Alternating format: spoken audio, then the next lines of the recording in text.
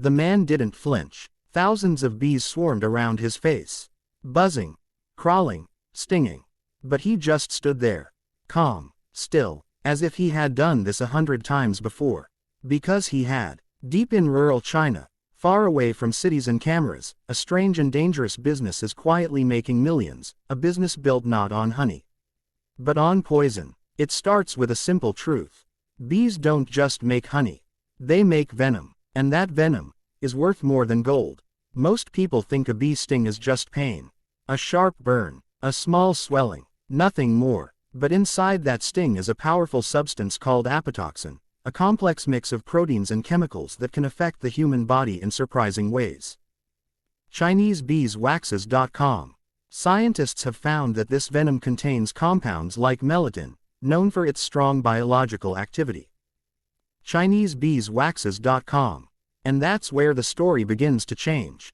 Because in the right hands, poison becomes profit. In parts of China, farmers aren't just raising bees for honey anymore. They are raising them for something far more valuable.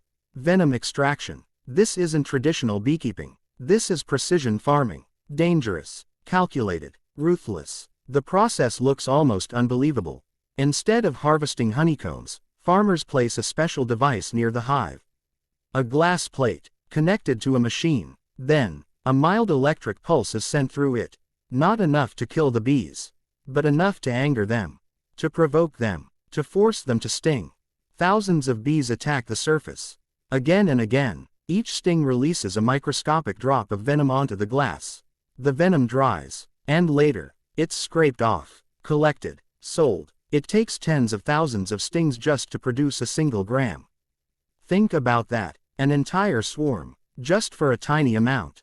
And yet, that tiny amount can sell for massive prices in global markets. Made in China. Why? Because the world wants it. Pharmaceutical companies use bee venom in experimental treatments. Some believe it helps with conditions like arthritis and nerve pain. ChineseBeesWaxes.com. Cosmetic companies add it to skincare products, calling it natural Botox, claiming it can tighten skin and reduce wrinkles. And then there's something even more controversial. Bee venom therapy, where people allow live bees to sting them, intentionally. Again and again, believing it can heal their bodies. To outsiders, it sounds insane, painful, dangerous. But to those inside the industry, it's business. In rural China, entire operations are built around this system. Beekeepers who once struggled to survive on honey sales now earn far more from venom. Faster, with higher demand. But there's a dark side. Because this isn't just farming. It's risk. Every day, workers expose themselves to thousands of stings. Even experienced handlers aren't immune. Too many stings can trigger allergic reactions, shock, even death. And yet, they continue. Because the reward is too big. The global demand keeps rising. Health trends, alternative medicine, luxury skincare, all pushing the value higher and higher. What makes this even more intense is how efficient the system has become. Modern venom collectors can produce measurable amounts in less than an hour. M.MSFBees.com. Machines, optimization, scaling. This is no longer a small farm activity. This is an industry. But here's the twist no one talks about. The bees don't die from the process. At least, not immediately. Unlike when they sting humans, where they lose their stinger and die. This method allows them to survive, to be used again, and again, and again, which turns them into something chilling.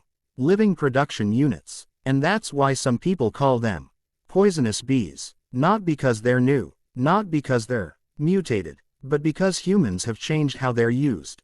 From nature's pollinators to venom factories, some see this as innovation, others see it as exploitation. But no matter how you look at it, one thing is clear. This industry isn't slowing down. Because as long as the world keeps chasing beauty, health, and miracle cures, there will always be demand.